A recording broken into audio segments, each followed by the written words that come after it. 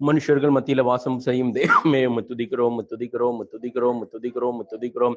ஆராய்ந்து முடியாத அதிசயங்களையும் அற்புதங்களையும் விளங்க பண்ணுகிறவரே துதிக்கிறோம் துதிக்கிறோம் துதிக்கிறோம் துதிக்கிறோம். மறைப்பொருள்களை வெளிப்படுத்துகிறவரே துதிக்கிறோம் துதிக்கிறோம் துதிக்கிறோம் துதிக்கிறோம் துதிக்கிறோம். எங்களுக்கு ஆலோசனை தந்து செவைப்படுத்துகிறவரே துதிக்கிறோம் துதிக்கிறோம் துதிக்கிறோம் துதிக்கிறோம் துதிக்கிறோம். ஜெபிக்கலாம் சிஸ்டர் ஜோம்.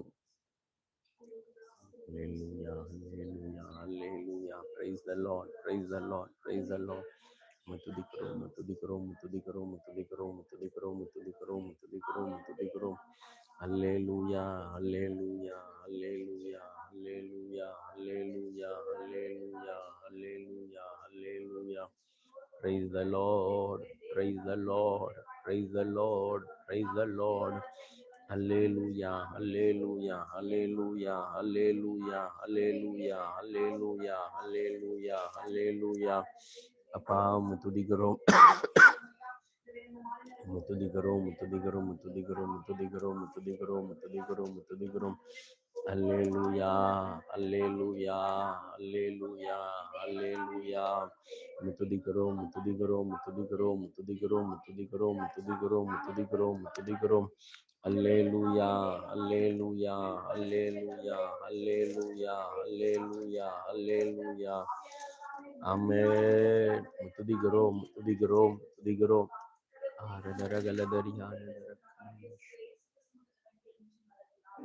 ஆமென். சரி, யாவரையும் இயேசுவின் நாமத்திலே வாழ்த்துகிறேன். இந்த நாளிலும் கடந்த லாஸ்ட் பைபிள் ஸ்டடியில யாத்ராகமம் எத்தனை அதிகாரம் வரை தியானித்தோம்?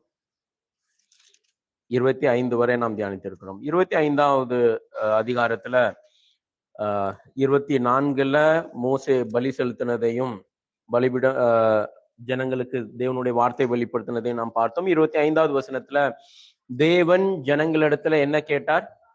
காணிக்கை கொண்டு வரும்படி கேட்டார். அதுல சில காரியங்களை நாம் தியானித்தோம். சில பொருள்களை இன்னைக்கு நாம் இன்னும் ஆழமாய் நாம் தியானிக்கலாம். அதாவது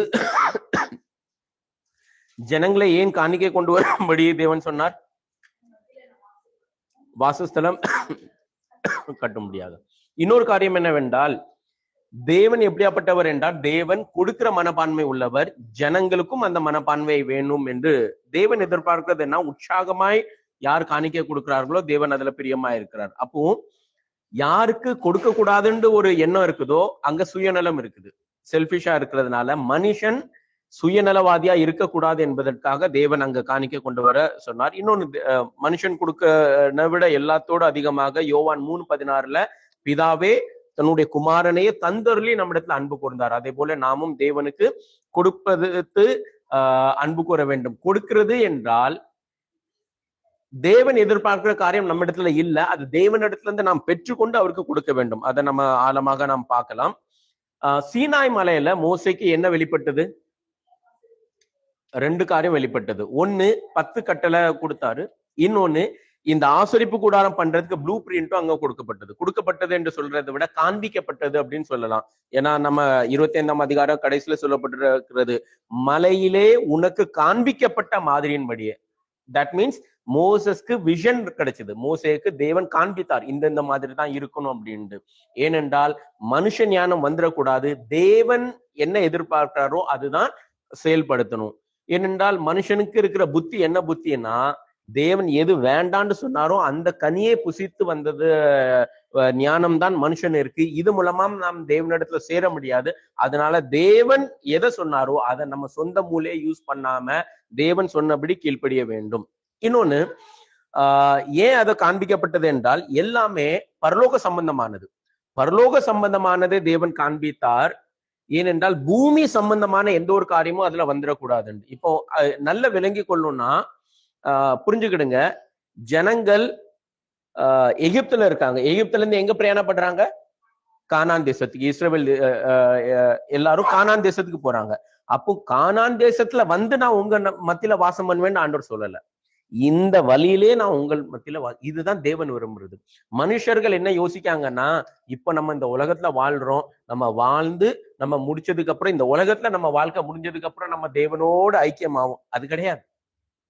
இந்த பிரயாணத்துல தேவன் நம்ம மத்தியில வாசம் செய்ய விரும்புகிறார். இதுதான் சத்தியம். இப்போ இந்தியாவுல இந்திய அரசாங்கத்துக்கு முன்னால யார் இங்க ஆட்சி செஞ்சா? ஐரோப்பியர்கள் ஆட்சி செஞ்சாங்க, பிரிட்டிஷ் ஆட்சி செஞ்சாங்க. பிரிட்டிஷ்காரங்க கட்டின கட்டிடம் இருக்குதா? சென்னையில எங்கேயாவது இருக்கா? இருக்கலாம். சென்ட்ரல் ஸ்டேஷனோ அங்க சென்ட் ஜார்ஜ் கோட்டை அதெல்லாம் இருக்குதா? அதெல்லாம் நம்ம இந்தியா மாடல் படி இருக்குதா? இல்ல மற்ற எல்லா கட்டிடங்களும் வேற மாதிரி இருக்கு. அவங்க கட்டினது வித்தியாசமா இருக்குல்ல. இது பாம்பேக்கு போனீங்கன்னா நிறைய பார்க்கலாம். இன்னும் பில்டிங்கே இருக்கு. சர்ச்சு, ஸ்கூலு, பில்டிங்கு, ஹாஸ்பிட்டல் எல்லாமே அவங்க கட்டினது அத மாதிரி இருக்கு. மற்ற வெளியிலிருந்து பார்த்தாலே தெரிஞ்சிடும் அந்த கல்லு, அந்த வித்தியாசமா இதெல்லாம் அவங்க கட்டினது அப்படின்னு சொல்லி. ஏன் அவங்க கட்டினாங்க? நம்மளுக்கா? அவங்க இங்க இருக்கிறது கட்டினாங்க, அவங்க மாதிரி கட்டினாங்க. அதே போல ஆண்டவர் நான் வாசம் பண்ணணும் உங்கள் மத்தியில. இப்போ எக்ஸாம்பிளுக்கு சொல்றோம். இப்போ அவங்க வர்றதுக்கு முன்னால என்ன செஞ்சாங்க? ஆட்கள் அனுப்புனாங்க. நாங்க இருக்கிறதுக்கு எங்களுக்கு ரயில்வே போடணுமோ, ரோடு போடணுமோ, என்னென்ன போடணுமோ எங்க டிசைன் படி நீங்க பண்ணிரு, அதுக்கப்புறம் அவங்க வருவாங்க. அதே போல தேவன் மோசேட்ட சொல்றாரு, நான் உங்க மத்தியில வாசம் பண்றதுக்கு என்னென்னலாம் இருக்கணும், எங்க டேபிள் இருக்கணும், அது என்ன அளவு இருக்கணும், எங்க தரை இருக்கணும், எங்க தூண் இருக்கணும், இது எல்லாமே ரெடி பண்ண நான் வாசம் பண்ணுகிறேன் அப்படின்ட்டு அதை நம்ம புரிஞ்சுக்கிட்டாதான் நம்ம தேவன் இடத்துல சேர முடியும். அதற்காக தான் நம்ம தியானிக்கிறோம். வாசிக்கலாம், முதல் வசனத்தை வாசிக்கலாம். 26ஆம் அதிகாரம் முதல் வசனம்.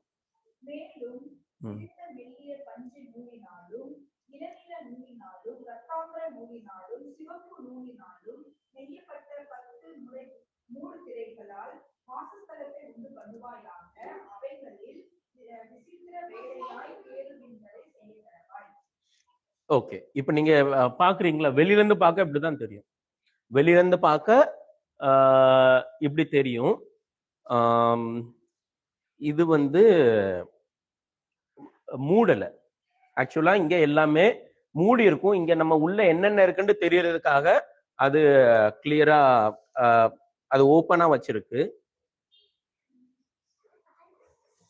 தெரியுதா? சரி. இப்போ இந்த இதுல இது யாருக்காக செய்யப்பட்டது? தேவனுக்காகவா மனுஷனுக்காகவா? தேவனும் மனுஷனும் ஒன்னா இருக்கு. இப்போ மகாபரிசுத்த ஸ்தலம் வர, மகாபரிசுத்த ஸ்தலத்துல தேவன் இருக்கிறார் அப்படின்ட்டு. அங்க தேவன் மட்டும்தான் இருப்பாரா? மனுஷனும் போவானா? மனுஷனும் போவான். அப்போ மனுஷனும் தேவனும் வாசம் பண்ணுகிறதற்காக உருவாக்கப்பட்டது. இது பிரயாணத்துல இந்த கூடாரம் அவங்களோட இருந்தது. அதுக்கப்புறம் 480 வருஷத்துக்கு அப்புறமாக சாலமோன் தேவாலயம் கட்டும் போது இங்க இருக்கிற இந்த பரிசுத்த ஸ்தலம், மகாபரிசுத்த ஸ்தலம், இங்க இருக்கிற ஒவ்வொரு பொருளும் ஆலயத்துக்கு போனது. அதுதான் எருசலேம் தேவாலயம் அப்படின்னு சொல்லுவாங்க. இப்போ இதுல இருக்கிற ஒவ்வொரு பொருள் இருக்குல்ல, ஒவ்வொரு பொருளும் கிறிஸ்துவ குறிக்குது. கிறிஸ்துவ குறிக்கிறது அதனுடைய குணங்கள் நம்மகிட்ட இருக்கணும் அப்படிங்கறத சொல்லுது. இது எல்லாமே இஸ்ரவேல் ஜனங்களோட இருந்தது. எகிப்துல இது பண்ணதுக்கு அப்புறமாக இஸ்ரவேல் ஜனங்கள் எங்கெங்கெல்லாம் போனாங்களோ அங்கெல்லாம் இத கொண்டு போனாங்க. ஏசாயா 43ஆம் அதிகாரம் 2வது வசனத்துல இருக்கிறா, நீ தண்ணீரை கிடக்கும் போதும் நான் உன்னோட கூட இருப்பேன் அப்படின்னு சொல்லிட்டு. அப்போ தேவன் ஏதோ ஒரு இடத்துல நம்மோடு சேர்க்கிறவர் அல்ல. நம்ம பிரயாணத்துல, நம்ம ஒவ்வொரு காரியத்துல, நம்முடைய ஜீவியத்துல ஒவ்வொரு காரியத்திலையும் தேவன் இருக்க விரும்புகிறார். அதுக்கப்புறம் சங்கீதம் 15ஆம் அதிகாரம் முதல் வசனத்தை வாசிக்கலாம்.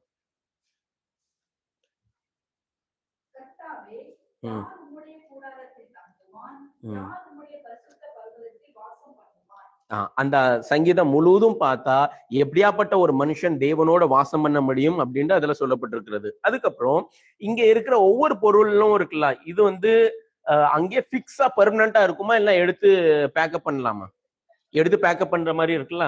இப்போ இங்க அதை சுத்தி, அதாவது அவங்க கேம்ப் பண்ணும்போது இப்படி கேம்ப் பண்ணுவாங்க. கேம்ப் பண்ணும்போது இங்க ஒவ்வொரு கோத்திரத்துக்கு பேர் இருக்குல்ல. இப்போ இங்க கோஹாத்தியர், இங்க லேவியில கோஹாத்தியரு, ஆரோனு, மெராரி, கெர்சோனியர்கள், இவங்க எல்லாருமே இந்த ஒவ்வொருத்தருக்கும் ஒவ்வொரு பொறுப்பு இருக்கு. இப்போ மேகம் இருக்குல்ல, மேகம் எழும்புனதுக்கு அப்புறம் எல்லாருமே அவங்க கேம்ப் இது டென்ட்டை எடுத்துருவாங்க. எடுத்துட்டு எல்லாமே ஒவ்வொருத்தரும் வெங்கலம் எல்லாம் ஒருத்தருக்கு, அதெல்லாம் நான் அந்த அதிகாரம் வரும்போது நான் உங்களுக்கு சொல்லும்போது உபயோகமா இருக்கும். அதுக்கப்புறம் திரையெல்லாம் எல்லாத்துக்கும் ஒவ்வொரு பொறுப்பு இருக்கு. அவங்க பேக்கப் பண்ணி அவங்க கொண்டு போடுவாங்க. அப்புறம் எங்க வருமோ அங்க வைப்பாங்க. இதுல இருந்து நம்மளுக்கு என்ன தெரியுதுன்னா, எதுவுமே பெர்மனண்டா இருக்காது. பெர்மனண்டா இருக்காதுன்னா அதுக்கு அர்த்தம் என்னன்னா, எது ஒழுங்கா இருக்குமோ அது ஒழுங்கா அது இருக்கும், இல்லைன்னா இருக்காது. ஏன்னா வெளிப்படுத்தல் 2ஆம் அதிகாரம் 5வது வசனத்துல எபேசு சபையை பார்த்து ஆண்டவர் சொல்றாரு. இப்ப இங்க பாக்குறோம்ல விளக்கு தண்டு, அது எங்க இருக்கு? இது எவ்வளோ நல்ல தெரியுதா? இந்த விளக்கு தண்டு இதுல இருக்கிற ஒவ்வொரு பொருளும் நம்ம தான், ஒவ்வொரு பொருளும் நம்ம. எபேசு சபைக்கு ஆண்டவர் என்ன சொன்னார்னா, நீ விளக்கு தண்டா இருக்க அப்படின்னு சொல்லிட்டு. இப்போ இது இங்க இதை இந்த இடத்துல வச்சதுக்கு ஒரு நோக்கம் இருக்கா? ஆண்டவர் நோக்கம் இருக்கு. வச்சது யாரு? தேவன் தான் சொன்னாரு. இது இப்படி இப்படி செய்யணும், எல்லாமே தேவன் தானே சொன்னாரு. ஆனா அந்த வசனத்துல என்ன போட்டிருக்கு? நீக்கிடுவேன். அதாவது நீ ஒழுங்கா இல்லைன்னா நான் எடுத்துருவேன் அப்படின்னு. அதே போல இங்க இருக்கிறது எதுவுமே பிக்ஸ் கிடையாது. நம்ம ஒழுங்கா இருந்தா அதுல இருப்போம், இல்லைன்னா இருக்க மாட்டோம். அதனாலதான் சங்கீதம் 15:1 சொல்லப்படுறது, யார் உடைய கூடாரத்தில் தங்குவான் அப்படின்னு சொல்லிட்டு அதுல என்னென்ன கண்டிஷன்லாம் இருக்குதோ. இப்போ நம்ம கூடாரத்தை பத்தி தியானிக்கல. யாத்ராகமும் 26ஆம் அதிகாரத்தை தான் தியானிக்கும். கூடார பத்தி தியானிக்கணும்னா நாங்க தியானிச்சது 4 நாள் தியானிச்சோம். காலையில இருந்து நைட் வர இது பண்ணோம். அது தனி சப்ஜெக்ட். இப்ப 26ஆம் அதிகாரத்துல என்னென்ன இருக்குன்னு நம்ம பார்க்கலாம். அப்போ ஒவ்வொரு பொருளும் நம்மளே குறிக்கிறது. அது எது தகுதியோ அது இருக்கும். அப்படி தகுதி இல்லாத பட்சத்துல அது எடுத்து போடப்படும். ஒரு முதல் வசனத்துல நம்ம வாசித்தோம்ல, முதல் வசனத்தை திருப்பி வாசிங்க. இதுல என்னென்ன கலர் என்னென்ன நூல் வரும்னு நான் கேட்பேன்.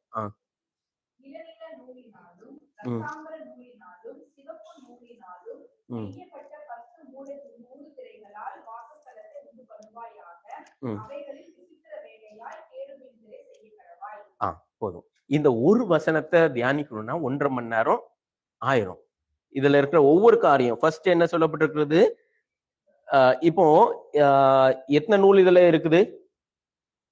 நீல கலர், ரத்தாம்பர கலர், சிவப்பு கலர் அப்படின்னு இருக்குல்ல, ஒரு 3 கலர் சொல்லப்பட்டிருக்கிறது. 3 கலர்ல செஞ்சு அதுல என்ன பண்ணணுமா? கேருபீன்களை செய்யணும் அப்படின்னு சொல்லப்பட்டிருக்கிறது. இப்போ இதுல இருக்கிற அந்த வித்தியாசமான கலர் இருக்கலாம், இங்க தெரியுதா? இதுதான் ஃபர்ஸ்ட் கர்டன். அதாவது 4 திரை வரும். 4 திரையில திரை இதுல சொல்லப்பட்டிருக்குது. திரையில நிறைய கலர் இருக்கு. இப்போ அத புரிஞ்சுக்கணும்னா ஒரு வீடியோ காட்டுறேன் பாருங்க. இதுல வித்தியாசமா இருக்கு. இதுல உங்களுக்கு ஒரு கலர் தெரியுதுல, இத நீங்க இன்னும் பாத்தீங்கன்னா அதுல உங்களுக்கு தெரியுதா ஒரு புள்ளி புள்ளியா இருக்குல்ல, அப்போ நிறைய கலர் சேர்ந்திருக்கு அப்படின்னு இதுல அப்படி காட்டுது. இப்போ அதுக்கு மேல என்ன இருக்குது? கேருபீன்கள் இருக்கு. அந்த வசனத்துல இருக்குதா பண்ண சொல்லி. இப்போ இது 10 10 பண்ணணும். 10 10 பண்ணதுக்கு அப்புறம் அந்த 10 ஒண்ணாக்கணும்.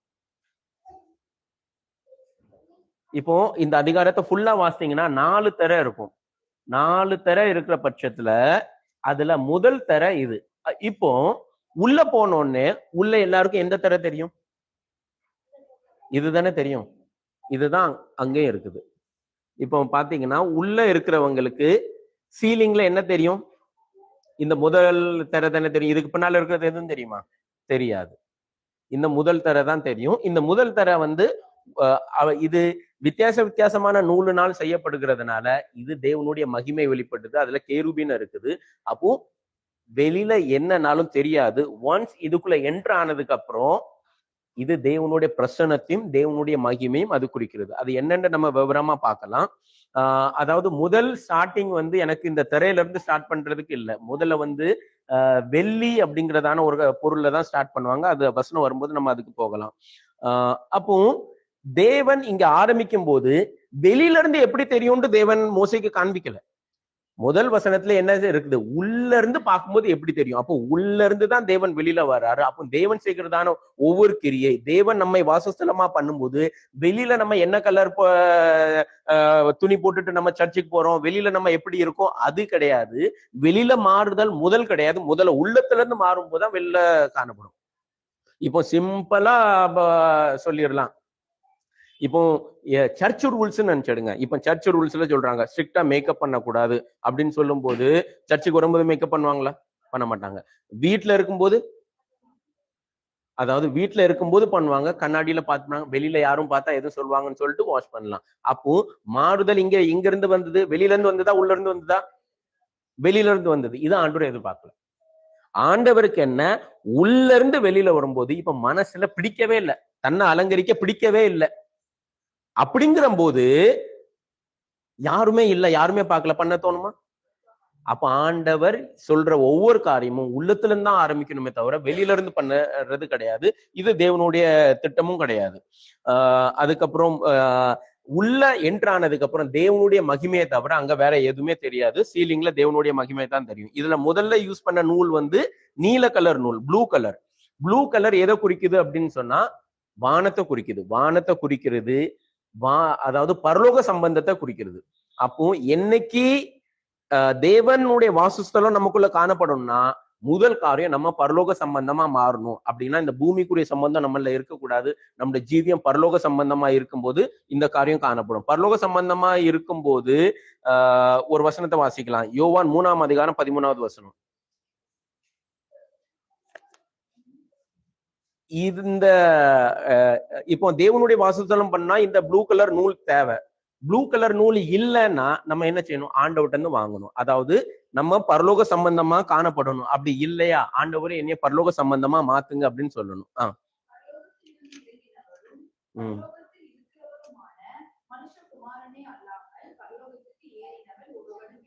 இப்போ இந்த நூல் நம்மகிட்ட இருக்குதா? அப்போ அந்த வசனத்துல என்ன சொல்லிருக்கு? பரலோக சம்பந்தமா இந்த பூமியில யாரும் இல்ல, வானத்துல இருந்து இறங்கி வந்தவர் அவர் மாத்திரம்தான். அப்படின்னா ஆண்டவரே என்னைய பரலோக சம்பந்தமா மாத்துங்க அப்படின்ட்டு. அப்போ ரட்சிக்கப்பட்ட நாள்ல இருந்து நம்முடைய ரட்சிப்பு, நம்முடைய மனம் திரும்புதல், நம்முடைய ஞான ஸ்நானம், நம்முடைய யோசனை, நம்ம சிந்தனை, நம்முடைய செயல், நம்முடைய ஹேபிட், நம்ம பண்றது ஒவ்வொன்றும் பரலோகத்தின் சம்பந்தமா இருக்கணுமே தவிர பூமிக்குரிய சம்பந்தமா இருக்கக்கூடாது. அப்போ நம்ம என்ன முடிவு எடுக்கணும்? தேவன் எனக்குள்ள வாசம் பண்ணுகிறார், தேவன் எனக்குள்ள வாசம் பண்ணுகிறார்னா நான் இந்த உலக சம்பந்தம் கிடையாது, நான் பரலோக சம்பந்தம். அப்ப இந்த உலகத்துல உள்ளவங்க வேற விதமா பார்ப்பாங்க, ஏதாவது சொல்லுவாங்கன்னா நம்ம அதுக்கு வெக்கப்படவே கூடாது. ஏன்னா அவங்க இந்த உலகத்தின் சம்பந்தம் உடையவங்க, நம்ம இந்த உலகத்தின் சம்பந்தம் கிடையாது. அப்போ நான் ஒரு பரலோக சம்பந்தப்பட்டவன், அப்படிப்பட்டவள் அப்படிங்கிறது காரியத்துல நம்ம உறுதியா இருக்கணும். இது எதை குறிக்குது அப்படின்னா எல்லாமே ரெண்டு ஒண்ணு நம்மளையும் குறிக்குது, இன்னொன்னு தேவனையும் குறிக்குது. இயேசு கிறிஸ்து இந்த பூமி சம்பந்தப்பட்டவர் கிடையாது, அவர் பரலோகத்திற்குரியவர் அப்படின்னு குறிக்குது. ரெண்டாவது வந்து என்ன கலர்? ரத்தாம்பரம், இங்கிலீஷ்ல பர்பல் அப்படிம்பாங்க. அது யாரு உடுத்துவானா? ராஜாக்கள் மட்டும்தான் அதை உடுத்துவாங்க. அப்படி என்றால் இயேசு இங்க ராஜா அப்படிங்கிறது குறிக்கிறது. யோவான் 19ஆம் அதிகாரம் 12வது வசனத்துல இயேசு எப்படி ராஜா அப்படின்ட்டு சொல்லப்பட்டிருக்கிறது. எப்படி அவர் ராஜா என்றால் அவர் பிறப்பிலே ராஜா தான். அப்போ இயேசு பிறந்திருக்கும் போது எல்லாரும் என்ன தேடினாங்க? குழந்தை எங்க பிறந்திருக்கு அப்படின்ட்டு தேடினாங்களா? இல்ல யூதர்களின் ராஜா எங்கன்னு தேடினாங்களா? யூதர்களின் ராஜா. அப்ப இயேசு பிறப்புல யாரு? ஒரு ராஜா. அதுக்கப்புறம் அவர் வாழ்ந்ததும் ராஜாவா தான். ஏனென்றால் எருசலேமுக்கு வரும்போது ஒரு ராஜா எப்படி எருசலேமுக்குள்ள வருவாரோ அதே போல கழுதை குட்டியின் மேலே ஏறி அவர் எங்க வந்தாரு? எருசலேமுக்கு வந்தார். அவர் வாழ்ந்ததும் ராஜா. அவர் மரிக்கும் போதும் கூட எப்படி ஒரு ராஜாவை அடக்கம் பண்ணுவாங்களோ, யாருமே எங்கேயுமே எப்பவுமே யூஸ் பண்ணாத ஒரு கல்லறையில ராஜாக்களை அடக்கம் பண்ணுவாங்க. அதே போல அவரையும் அடக்கம் பண்ணுவாங்க. ராஜாக்களை பண்ணும்போது அதுல சுகந்த திரவியம் எல்லாம் இட்டு அடக்கம் பண்ணுவாங்க. அதே போல எம்பாம் பண்ணி அதே போலதான் இயேசுவும் என்ன செஞ்சாங்க? அடக்கம் பண்ணாங்க. சோ அவர் பிறந்ததுல இருந்து மரிச்சு அடக்கம் பண்ணுகிறது வர அவரு ராஜாவா இருந்தார். இப்போ நமக்கு இந்த பர்பிள் கலர் துணி வேணும் அப்படின்னா, இந்த ரத்தாம்பர துணி வேணும்னா நம்ம என்ன சொன்னா, ஆண்டவரே நீர் தான் எங்களுடைய ராஜா. அப்படி என்றால் இந்த துணிக்கு கீழே நம்ம வாழ்றதா இருக்கணும். அப்படி என்றால் இயேசு ராஜாவாகி அவருடைய அதிகாரத்துக்கு கீழே நம்ம வாழும்போது நம்ம அங்க இருப்போம். நம்ம இஷ்டத்துக்கு வாழும்போது அங்க இருக்கவே மாட்டோம். இப்ப இதுல ஏன் அதை சொல்றேன் அப்படின்னா, இப்ப இதுக்குள்ள நுழைஞ்சிட்டாங்களா? இந்த இதுக்குள்ள நுழையும் போது அவங்க ஆண்டுடைய மகிமையை பார்க்க முடியுமா? அந்த பரிசுத்த ஸ்தலம் போறது வர பார்க்க முடியாது. நிறைய பேர் இன்னும் இங்கதான் சுத்திட்டு இருக்காங்க. ஆண்டவருடைய அதிகாரத்துக்கு கீழே கிடையாது, ஆண்டவருடைய மகிமைய உணர்றது இல்லை. ஆனா எங்க நானும் அங்கதான் இருக்கேன், நானும் அங்கதான் இருக்கேன், நானும் அங்கதான் இருக்கேன் இதுக்குள்ள வராம இருப்பாங்க. சரி, அதுக்குள்ள போறதெல்லாம் நம்ம அப்புறம் பார்க்கலாம். அதுக்கப்புறம் அடுத்தது என்னது? சிவப்பு நூல். சிவப்பு நூல் மத்தேயு 27-28ஆம் அதிகாரம். இது தேவன் மனுஷனுக்காக பண்ணதான, மனுஷனுடைய பாவத்துக்காக பண்ணதான பிராயஷ்சித்தத்தை அது குறிக்கிறது. மனுஷனுக்கு பண்ணதான பிராயஷ்சித்தத்தை குறிக்கிறது, அவர் நமக்கு பலியானதை குறிக்கிறது சிவப்பு நூல். இப்போ வெளிப்படுத்தல் 3:17 ஆண்டவர் சொல்றாரு, நீ ஐஸ்வர்யவான் என்றும் திரவிய சம்பந்தன்னு சொல்ற, ஆனா நீ எப்படி இருக்கா, நீ தரித்திரனும் நிர்வாணியா இருக்கா அப்படின்னு சொல்றாரு. அப்படி என்ன அப்படின்னா, உன்கிட்ட இந்த ப்ளூ கலர் நூல் கிடையாது, உன்கிட்ட பர்பிள் கலர் நூல் கிடையாது, உன்கிட்ட சிகப்பு கலர் நூல் இல்லை, இது இல்லாம நீ என்னவா இருக்கா, தரித்திரனா இருக்கிறா. இன்னும் தேவனுடைய மகிமையோ, தேவனுடைய ஆளுகையோ, தேவனுடைய மீட்பையோ நீனும் உணராம இருக்கா அப்படின்ட்டு அந்த சபைக்கு ஆண்டவர் சொல்றதான ஒரு எச்சரிக்கையா இருக்குது. இப்போ இதுல ஒரு முக்கியமான விஷயம் என்ன தெரியுமா, எதெல்லாம் இதுக்குள்ள இருக்குதோ, எதெல்லாம் இதுல இருக்குதோ அது எல்லாம் இந்த ஆசரிப்பு கூடாரத்திலையும் இருக்கும். இங்க இருக்காருல ஆசாரியன், பிரதான ஆசாரியன், இவருக்குள்ளேயும் இருக்கும். நான் என்னென்ன கலர்லாம் சொல்றேனோ அங்க அது நம்ம பண்ணுவோம். ஆசாரியனுக்கு பண்ற ட்ரெஸ் எல்லாம் வரும்போது இது எல்லாமே அதுலயும் இருக்கும். அது எதை குறிக்குதுன்னா, ஆண்டவர் ஏதோ நான் வேற நீ வேறன்னு கிடையாது, எனக்கு என்னென்ன மகிமை இருக்கோ, எனக்கு என்னென்ன காரியங்கள் இருக்கோ அது எல்லாம் மனுஷனாகிய உன் மேலையும் இருக்கணும் அப்படின்னு தான். மனுஷனை தேவன் எப்படி உண்டாக்குனாரு, ஆதியாகமம் 1 நம்ம வசிக்கும் போது நம்மை போல நம்முடைய சாயல் எல்லாமே. அப்ப மனுஷனை உருவாக்கும் போதே ஆண்டவர் மகிமையை கொடுத்தாரு, ஆளுகையை கொடுத்தாரு, அவருக்கு எல்லாமே கொடுத்து தான் என்ன வல்லமை கொடுத்தார், எல்லாமே கொடுத்துதான் மனுஷனை உருவாக்குனார். மனுஷன் இழந்து விட்டான், அதை திருப்பி கொடுக்கறதுக்காக தான் ஆண்டவர் இந்த மனுஷனும் நானும் ஒன்னாகணும் அப்படின்னு சொல்லிட்டு ஆண்டவர் ஏற்படுத்தினதான காரியம்தான் இது. அதனால நான் வேற தேவன் வேற அப்படின்னு கிடையாது. தேவனுக்குள்ள இருக்கிற எல்லா தன்மையும் நமக்குள்ளேயும் வரணும் அப்படின்னு தான் ஆண்டவர் விரும்புகிறதான காரியம். ஒண்ணு தெரியுமா, இதுல இருக்கிற பொருள்லாம் மனுஷன் தொடலாமா, தொட்டு உயிரோடு இருக்கலாமா? அவர் தொடுவாரா? தொடமாட்டாரா? அப்போ அதெல்லாம் யாரு தொடலாம்? நம்ம போன வாரம் இதுக்கு முன்ன இதுல தியானிச்சோம்ல, யார் செத்து போனா தொட்டு? ஊசா செத்து போனா. எதுக்கு செத்து போனா? அந்த ஹேண்டல் அவன் தொடக்கூடாது, அந்த ராடு இல்லை அப்படின்றானோம்ல. இன்னைக்கு நம்ம வித்தியாசமான கோணத்துல பார்க்கலாம். அதை யார் தொடுறானோ அதுல என்னென்ன கலர் இருக்கோ அந்த கலர்லாம் அவன் ட்ரெஸ்ல இருந்தாதான் அதை தொட முடியும். ஆசாரியனுக்குள்ள அந்த வஸ்திரத்துல என்னென்னலாம் இருக்குதோ, இதுல இருக்கிற என்னென்ன காரியங்கள், குணங்கள், சோபம் எல்லாம் இருக்கிறோ அதெல்லாம் இருக்கும்போது, அதை போகும்போது அவனுக்கு ஜீவன் இருக்கும், மரணம் இருக்காது. இது எல்லாம் இல்லாம வந்துச்சுன்னா மரணம் தான் இருக்கும். அப்ப ஆண்டோட சமூகத்துல வரும்போது இந்த குணங்கள்லாம் நம்மகிட்ட காணப்படணும். அப்படி இல்லைன்னா ஆண்டவர் இந்த குணங்கள்லாம் என்கிட்ட தாங்க அப்படின்னு ஆண்டோட சமூகத்துல வரணுமே தவிர, அப்படி வரும்போதும் ஒன்றும் இல்லாம போகும்போதும் ஒன்றும் இல்லாமன்னு அங்க ஜீவனே உண்டாகாது. அப்போ இது இருக்கிற ஒவ்வொரு காரியமும் மனுஷனுக்குள்ள காணப்படணும். இந்த ஒரு நோக்கம்தான், நோக்கத்தோட தான் தேவன் என்ன செஞ்சார், சிருஷ்டித்தாரு.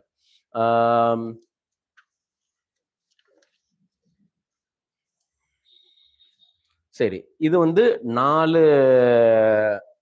இப்ப நம்ம ஒரு தரையை தான் பார்த்திருக்கோம். அடுத்த தரை வாசிக்கலாம். அந்த வீடியோ நான் காட்டுறேன், இது எப்படி உண்டாகும் அப்படின்ட்டு பாருங்க. இந்த ஒவ்வொரு தரையிலையும் 50 காதுகளை ஆண்டவர் உருவாக்க சொன்னாரு. அதுக்கு கீழே இதுல தெரியுதுல அந்த வீடியோல, இதுதான் காதுகள். இப்ப இந்த ஒரு கர்டன்ல இருக்கலாம், அதே மாதிரி அந்த சைடும் வரணும். மொத்தம் 2 கர்டன். எல்லா இதுலயுமே 2 கர்டனா இருக்கும். ஒண்ணு புதிய ஏற்பாடு பழைய ஏற்பாடை குறிக்கிறது, ஒண்ணு மனுஷனையும் ஒண்ணு தேவனையும் குறிக்கிறது. இது ரெண்டுமே இணைக்கப்படணும். இப்ப இணைக்கப்படணும்னா இது இணைக்கிறதுக்கு தங்கம் வேணும். தங்கத்தாலதான் இது என்ன செய்யணும், இணைக்கப்படணும். அது எத்தனாவது வசனத்துல இருக்குது, 6வது வசனத்துல இருக்குது, 50 பொன் கொக்கிகளையும் அப்படின்ட்டு. இந்த 50 பொன் கொக்கிகள் இருக்கும்போதுதான் அதுல இணைக்கப்படணும். இணைக்கப்படும் போதுதான் அது மூடு திரையா அதை என்ன செய்யும், யூஸ் பண்ண முடியும். இப்போ அடுத்தது, இது அடுத்தது எது அப்படின்னா 7வது வசனத்தை வாசிக்கலாம்.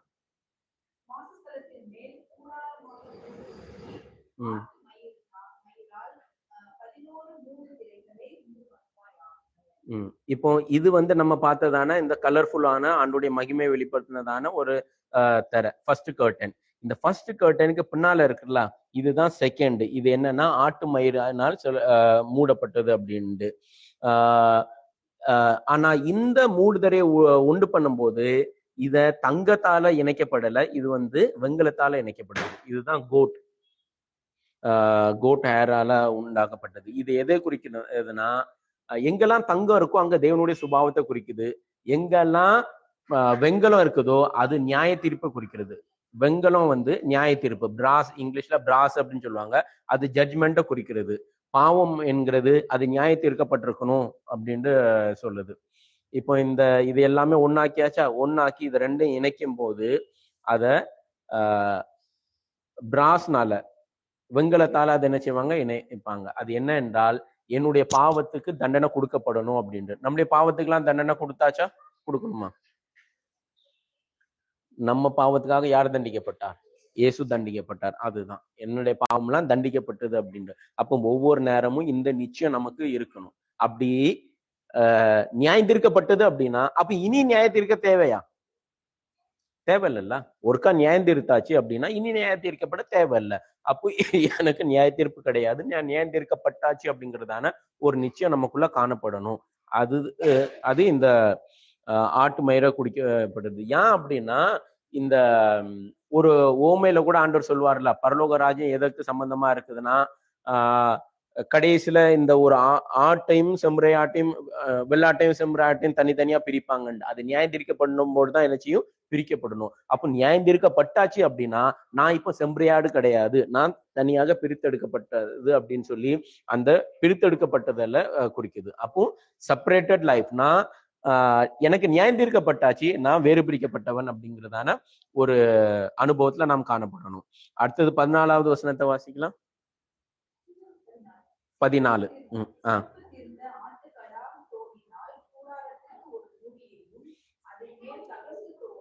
போதும். சிகப்பு, இந்த ஆட்டு மயிருக்கு அப்புறமாக என்ன வருது, சிகப்பு கலர். சிகப்பு கலர் எதை குறிக்குதுன்னா, நான் முதலே சொன்னது போல நம்முடைய ரத்தத்துக்காக, நம்முடைய பாவத்துக்காக சிந்தப்பட்டதான இயேசு கிறிஸ்துவனுடைய மீட்பு அப்படின்னு சொல்லிட்டு, இது சிகப்பு நூலால பண்ணுகிறதுனால, அதாவது அது என்ன இதுல பண்ணணும், இல்ல ஆட்டுக்கடா தோல். ஆட்டுக்கடா தோல் சிகப்பா இருக்குமா? இருக்காது. அது ஆட்டுக்கடா தோலை என்ன கலரா மாத்தணும்னு ஆண்டவர் சொல்றாரு, சிகப்பா மாத்தணும் அப்படின்ட்டு. சிகப்பா மாத்தணும்னு கம்பல்சரியா சொல்றாருல. ஆட்டுக்கடா தோல் சிகப்பா இருக்காது, அது சிகப்பா மாத்தணும்னு ஆண்டவர் சொல்றாரு. சிகப்பா மாத்தணும்னா வெளியில இருந்து பார்க்கும்போது சிகப்பு கலர் தெரியுமா? இங்க பாருங்க, இது சிகப்பு கலர் தானே, இதுக்கு மேல இன்னொன்னு ஒரு தோல் வருதா, அப்ப இது இருக்கிறது தெரியுமா தெரியாதா? தெரியாது. ஆனா என்ன கலரா இருக்கணும்? சிகப்பு கலரா இருக்கணும். ஆனா அது வெளியில தெரியாது. இதுக்கும் அர்த்தம் இருக்குது. சிகப்பு கலர், அதாவது நமக்கு இருக்கிறதான பாவ மன்னிப்பு, நமக்கு இருக்கிறதான நிச்சயம் வெளியில தெரியாது, வெளியில தெரியாது. நேத்து கூட ஒரு சகோதரன்ட்ட பேசும்போது அப்படின்னு சொன்னார், என்ன எல்லாம் பண்றதெல்லாம் பண்ணிட்டு பாவம் மன்னிச்சாச்சு அப்படின்னு ஆண்டவர்கிட்ட சொல்றாங்க, உறுதியா சொல்றாங்க எங்க பாவங்கள்லாம் மன்னிக்கப்பட்டதுன்னு.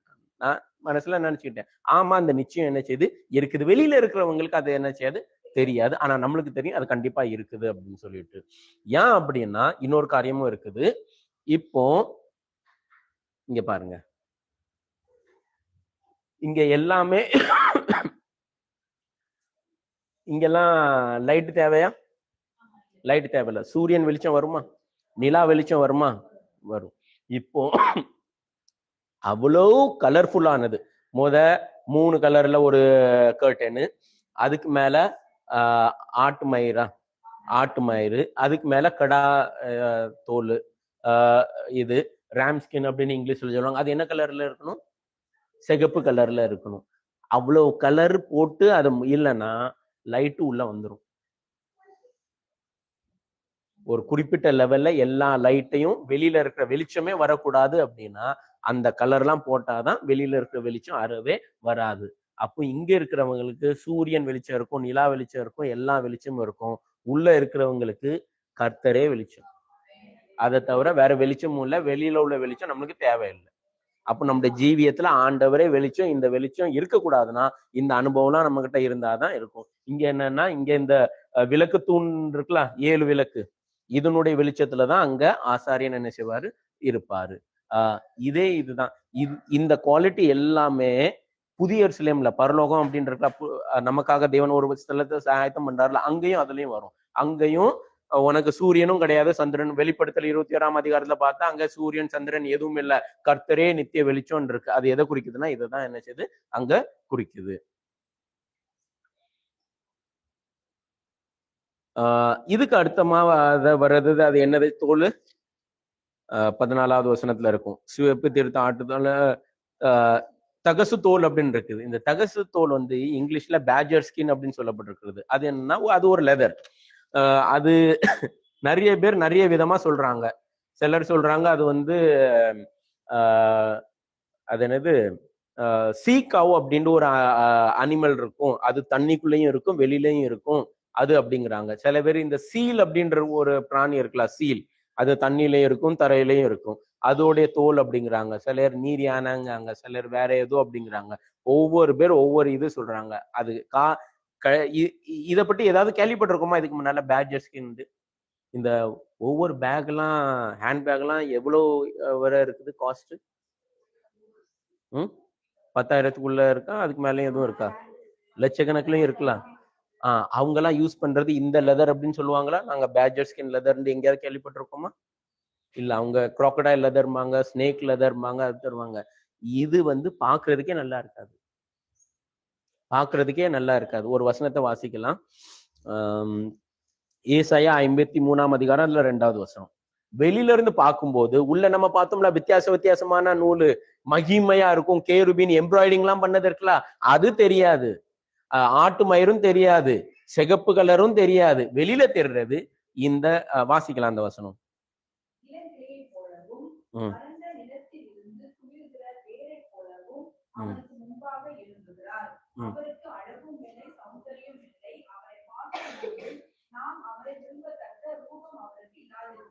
அப்போ வெளியில இருந்து பார்க்க விரும்பத்தக்க ரூபம் இருக்காது, ஆனா உள்ள பார்த்தா ஃபுல்லா மகிமையா இருக்கும். இது வெளியில காண்பிக்கிறது கிடையாது, நாம் உள்ள அனுபவிக்கிறதான ஒரு காரியமா இருக்கிறது. இது எதுக்குன்னா, அந்த வனாந்திரத்துல எவ்வளவு காத்து அடிச்சாலும், எவ்வளவு புயல் வந்தாலும், எவ்வளவு மழை பெஞ்சாலும், தண்ணி வந்தாலும் பிரச்சனை, தண்ணி பட்டாலும் பிரச்சனை இல்லை, எவ்வளவு வெயில் அடிச்சாலும் பிரச்சனை இல்லைன்னா நம்மளுடைய ஜீவியமும் அப்படி இருக்கணும். வெளியில இருந்து விரும்பப்படுற ரூபம் நம்ம தேவன் விரும்ப மாட்டார். நமக்குள்ளேயும் அதை என்ன செய்யக்கூடாது, இருக்கக்கூடாது. வெளியில நம்ம அட்ராக்டிவா இருக்கணும் அப்படிங்கிறதான எண்ணம் ஆண்டவருக்குள்ள நமக்கும் இல்லை. இன்னொன்னு என்னன்னா, இந்த ஸ்கின் வந்து, இந்த லெதர் வந்து எதையும் தாங்கக்கூடியது. அப்படி என்றால் என்னுடைய ஜீவியத்துல எத்தனை பிரச்சனை, என்ன கஷ்டம் வந்தாலும் சரி, அதை நான் தாங்கிறதுக்கு ஆயத்தம் அப்படிங்கிறதான ஒரு மனசு இருக்கணும்.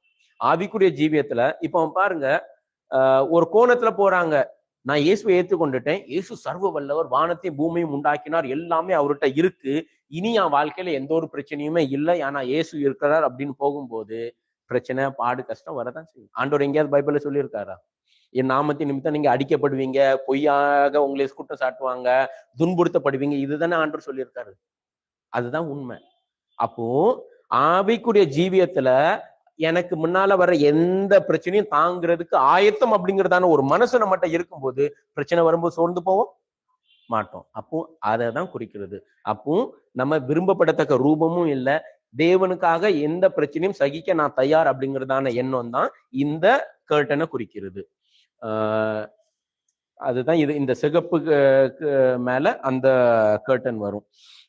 இவ்வளவு இது வரும்போது வெளியில இருந்து எப்படி இருக்கிறதுன்னு நம்மளுக்கு முக்கியம் இல்லை, உள்ள தேவனுடைய மகிமையால என்ன செய்து நிரப்பப்படுது அப்படிங்கிறதுதான் பொருள். 15வது வசனத்தை வாசிக்கலாம்.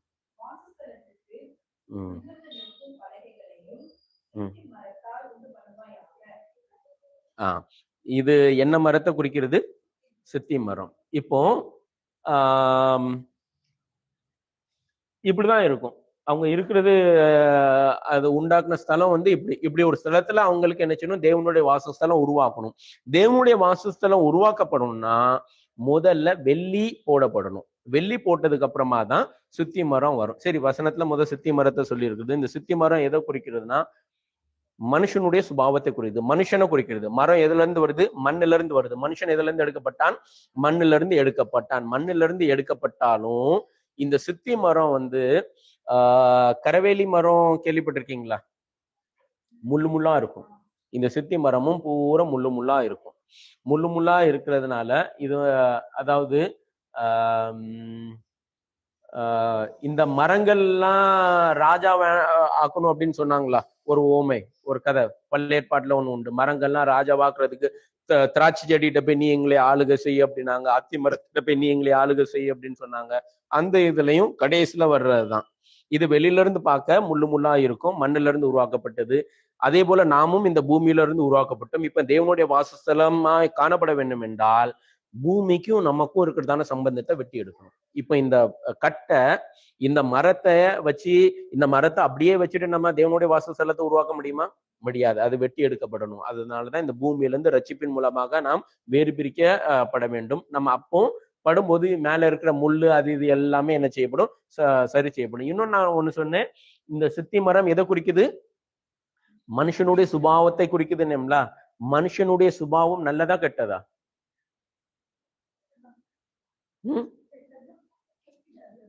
அந்த எண்ணம் இருக்கக்கூடாது. ஏனென்றால் நான் மனுஷனுடைய சுபாவம் இங்க சொல்றது எல்லாமே இயேசு கிறிஸ்து இந்த உலகத்துல மனுஷனா வாழ்ந்தாருல, அந்த சுபாவத்தை குறிக்குது. நமக்கு இருக்கிற சுபாவத்தை வச்சு, சாதாரண மனுஷனுக்கு இருக்கிற சுபாவத்தை வச்சு தேவனுடைய வாசஸ்தலம் முடியாது. அப்ப இயேசு கிறிஸ்து மனுஷனா எப்படி வாழ்ந்தாரோ அவருக்குன்னு ஒரு சுபாவம் இருந்தல. இயேசு தேவனாவும் இருந்தாரு, மனுஷனாவும் இருந்தாரு. டிவைனிட்டி, ஹியூமனிட்டி ரெண்டுமே இருந்தது. அப்போ அவரு தெய்வீகமாக ஏதாவது தப்பு பண்ணாரா? மனுஷனா வாழும்போது ஏதாவது தப்பு பண்ணாரா? அந்த மனுஷ சுபாவம் குறிக்கிறது. அப்போ அந்த மனுஷ சுபாவம் நம்மள காணப்படணும். இப்ப இதை அப்படியே வச்சா இது நிக்குமா? நிக்காது. அப்போ நிக்கிறதுனால இதுக்கு ஒரு பேஸ் தேவை. அதாவது இது இப்ப இந்த கட்டை மண்ணோட ஒட்டுதா? மண்ணோட ஒட்டுது. இப்ப இந்த மண்ணுல ஈரம் இருக்குது. அப்ப இந்த கட்டை என்ன ஆகும்? அரிச்சிரும்ல. அப்படி இருக்கக்கூடாது. நாம் வேறு பிரிக்கப்பட்டதுக்கு அப்புறம் நம்ம இப்படி மண்ணுல என்ன செய்யக்கூடாது? காணப்படக்கூடாது. காணப்படக்கூடாதுன்னு தான் அங்க என்ன சொல்லப்பட்டிருக்குதுன்னா, வெள்ளி ஊத்தப்பட வேண்டும்.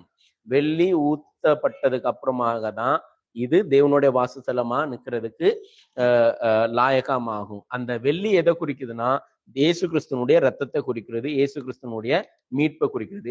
இப்ப தெரியுதா? ஃபர்ஸ்ட் வர்றது என்னது? வெள்ளி வேணும். அப்ப நமக்கு தேவனுடைய வாசஸ்தலம் உருவாக்கப்படணும்னா என்ன வேணும்? வெள்ளி வேணும். இதுல தான் ஆரம்பிக்கப்படணும். இதுதான் இயேசு கிறிஸ்துவனுடைய ரத்தத்தை குறிக்கிறது, இயேசு கிறிஸ்து நமக்கு கொடுத்ததான ரட்சிப்பை குறிக்கிறது. இந்த ரட்சிப்பை வைத்துதான் ஆரம்பிக்கப்படணும். இன்னொன்னு, இதை பார்க்கும்போது உங்களுக்கு என்ன ஞாபகம் வருது? இந்த வெள்ளியை பார்க்கும்போது, இந்த வெள்ளியில இந்த கட்டை வச்சிருக்கலாம், அதை பார்க்கும்போது எது ஞாபகம் வருது?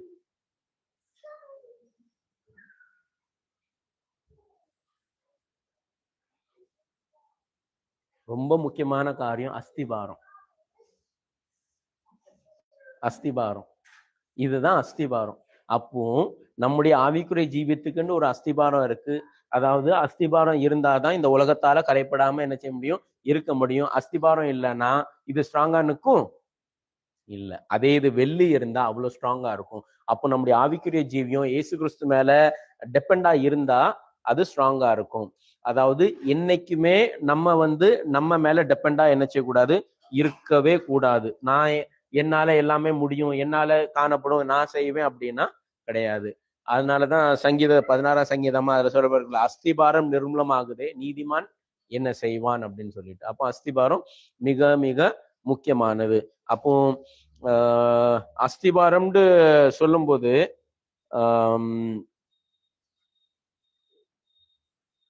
ஒரு வசனத்தை வாசிடலாம். யாத்ராகமம் 38:25. இப்போ தேவனுடைய வாசஸ்தலம் பண்ணணும் அப்படின்னா என்ன வேணும்? நம்மளுக்கு வெள்ளி வேணும்ல. இந்த வெள்ளி எங்க இருந்து வரணும் அப்படின்னு அதுல சொல்லப்பட்டிருக்குது. இதை பற்றி இன்னும் நம்ம 30வது அதிகாரத்திலேயே நம்ம டீப்பாவை நம்ம தியானிக்கலாம்.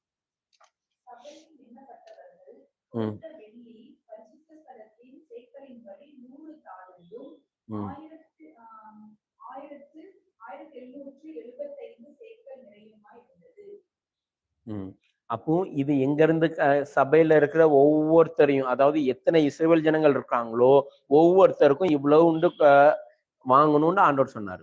அப்போ ஒரு மனுஷனுடைய உயிர் எதுக்கு சம்பந்தமா இருக்குது? வெள்ளிக்கு சம்பந்தமா இருக்குது. இயேசு கிறிஸ்து நமக்காக மீட்புக்கு ரத்தம் கொடுக்கப்பட்டதுல அதுக்கு வேல்யூ என்ன? யூதாஸ்க்கு எவ்வளவா கொடுக்கப்பட்டது?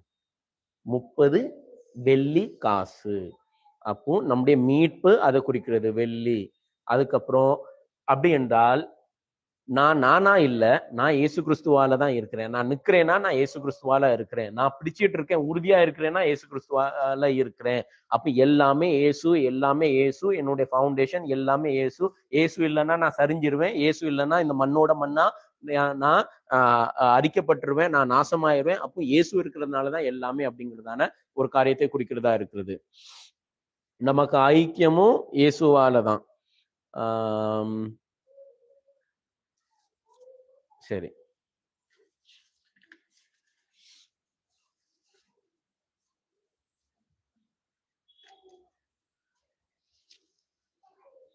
இப்போ இதோட இது முடிகிறது கிடையாது. இது எவ்வளவுக்குள்ள இதுல உறுதியா இருக்குதோ அதே போல இது ஒன்றையும் ஒன்னும் அசையாம இருக்கிறதுக்கு சரி. ஒவ்வொரு இதுலயும் 2 பில்லர் இருக்கும். அதுல தமிழ்ல ஒரு கழுந்துகள், 2 கழுந்துகளுக்கும் அப்படின்ட்டு தமிழ்ல இருக்குது. அதாவது நீங்க நல்லா பார்க்கும்போது ஒவ்வொரு உட்டன் பிளாங்க் இருக்குல்ல, இதுல எத்தனை லெக் இருக்குது? 2 இருக்குது. இதுல எல்லாமே முக்கியமா 2 காணப்படும். கர்டன் பண்ணும்போதும் 2 எல்லாமே. ஒண்ணு புதிய ஏற்பாடு, ஒண்ணு பழைய ஏற்பாடை குறிக்கிறது, இன்னொன்னு யூதர்கள், இன்னொன்னு புறஜாதிகளை குறிக்கிறது, இன்னொன்னு தேவன், இன்னொன்னு மனுஷன்.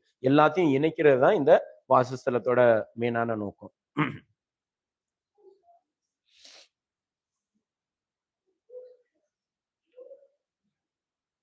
இந்த லாஸ்ட்ல உள்ளது இதையும் இந்த சைட்ல உள்ளதையும் இந்த சைடோடையும் இணைக்கிறதா காணப்படும்.